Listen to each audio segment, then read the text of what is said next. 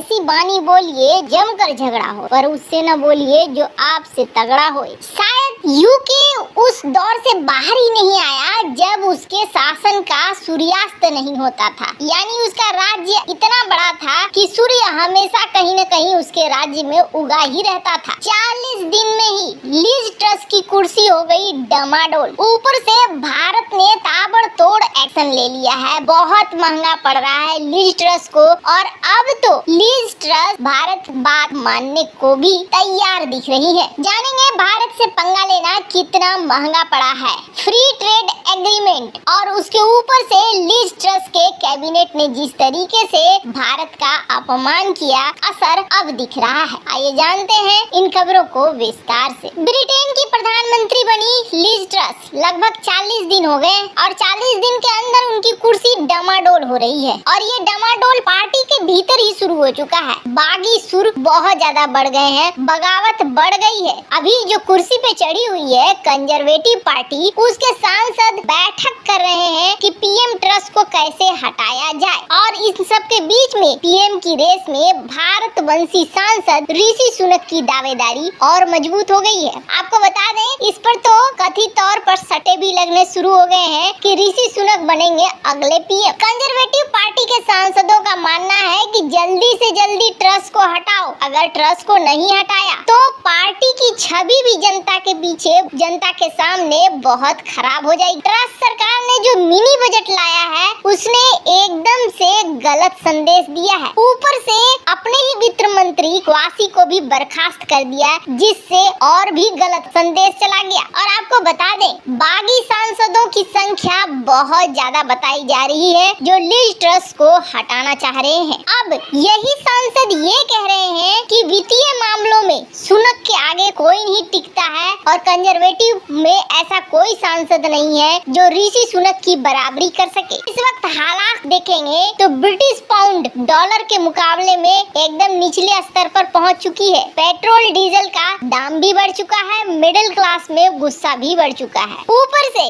रूस ईंधन सप्लाई रोक चुका है और सर्दियां घुस चुकी है। जल्दी जल्दी ट्रस ने सोचा कि जो भी फैसले लिए हैं उससे यू टर्न ले लेते हैं, समस्या का हल निकल जाएगा, लेकिन ऐसा हुआ नहीं। इसने यू टर्न लिया, लेकिन उस यू टर्न से कोई फायदा नहीं हुआ, क्योंकि पहले से ही आर्थिक संकट में फंस चुका था। अब पार्टी के 62% लोग ये मानते हैं कि जो ट्रस का चुनना था ये बहुत गलत था। ट्रस ने वित्त मंत्री को निष्कासित कर दिया, निकाल दिया, और सोचा कि इस जिम्मेदारी से पल्ला झड़ गया, जबकि ये गलत है। आपको बता दें, सुनक के पास अभी भी 250 में से 137 सांसदों का समर्थन है, जबकि ट्रस के समर्थक मात्र 113 हैं। सुनक फिलहाल तो चुप्पी साधे हुए हैं, पर कहा जा रहा है कि पर्दे के पीछे से खेल रहे हैं खेल। अब जहां एक तरफ ये सब कुछ हो रहा था, वही कहते हैं ना, एक के ऊपर एक बवाल। और दूसरी बड़ी बात ये है कि जब विनाश का समय होता है ना, तो बुद्धि बिल्कुल विपरीत हो जाती है। यही हुआ ट्रस सरकार का। ट्रस सरकार की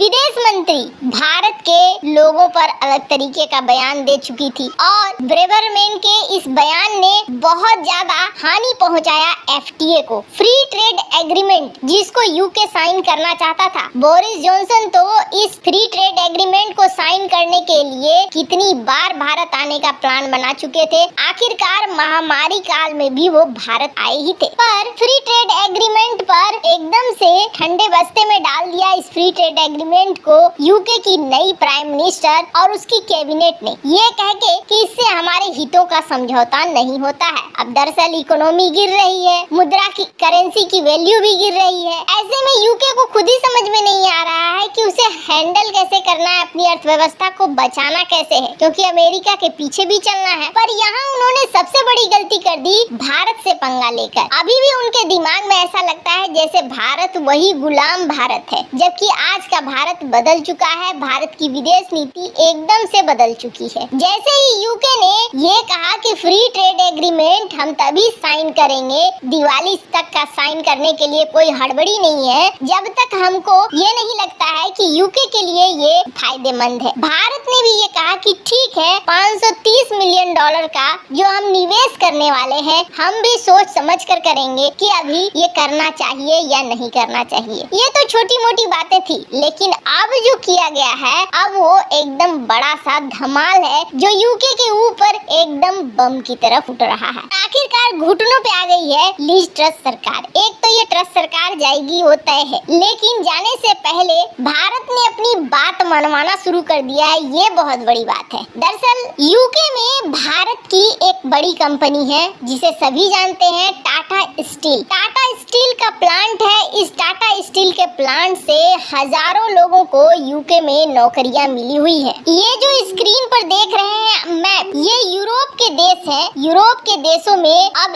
स्टील की कंपनियां अपना स्टील प्रोडक्शन घटा रही हैं और ये स्टील प्रोडक्शन लगातार घटते हुए देखा जा रहा है। स्टील प्रोडक्शन घटाने के पीछे एक बड़ा कारण है और वो कारण ये है कि इन कंपनियों को ये कहा गया है कि कार्बन उत्सर्जन हमें कम करना है और कार्बन उत्सर्जन कम करने के लिए जो फर्नेस है, वो फर्नेस जो कोयला वगैरह से चलता था, अन्य ईंधनों से चलता था, उसे हमें इलेक्ट्रिक बेस्ड बनाना होगा, यानी बिजली से ये फर्नेस चला करेंगे। आप उसमें बदलाव करें। बहुत सारे देश हैं जहाँ पे बदलाव शुरू हो चुके हैं, तो प्रोडक्शन को कट किया गया है और इन बदलाव के बीच में सरकार भी मदद कर रही है। सरकार भी दे रही है पैसे कि आप अपने नॉर्मल फर्नेस को बदल दीजिए और बदल कर आप इसे बना लीजिए इलेक्ट्रिक। इस तरीके से चल रहा है। फ्रांस हो, जर्मनी हो, इटली हो, पोलैंड हो, सर्बिया हो, स्लोवाकिया हो, इन सब में इसी तरीके से कंपनियां बदलाव कर रही है ताकि देश 0% कार्बन उत्पादन करने का जो लक्ष्य है उसे हासिल कर सके। ये सब कुछ तो ठीक था। यूके में भी प्लान किया गया कि 2050 तक हम एकदम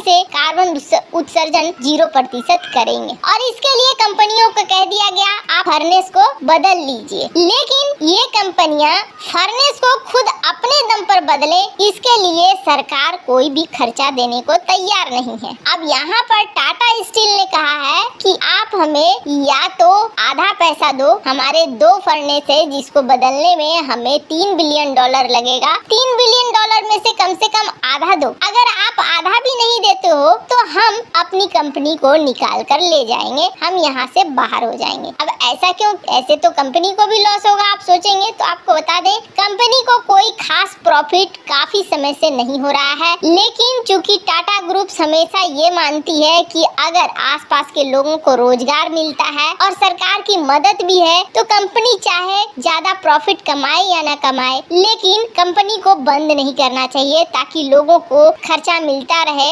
लोगों का जीवन यापन चलता रहे, उन्हें कोई परेशानी न हो। यही वजह है कि टाटा स्टील ने अब कह दिया है कि आप अगर हमें पैसे नहीं दोगे तो फिर हम यहाँ से निकल जाएंगे, क्योंकि दिख रहा है कि लिज ट्रस सरकार भी अब यहाँ मानने को तैयार नहीं है, पैसे देने को तैयार नहीं है। इसका असर देखिए, स्क्रीन पर आप देख सकते हैं आर्टिकल। जिस तरीके से भारत दबाव बना रहा है, अब कहना इनका ये है कि अभी भी भारत और यूके के बीच फ्री ट्रेड एग्रीमेंट साइन हो सकता है दिवाली तक, और ये यूके के गवर्नमेंट के सोर्स बोल रहे हैं। वैसे इन सब मामले में आपकी क्या राय है, कमेंट कर जरूर बताएं।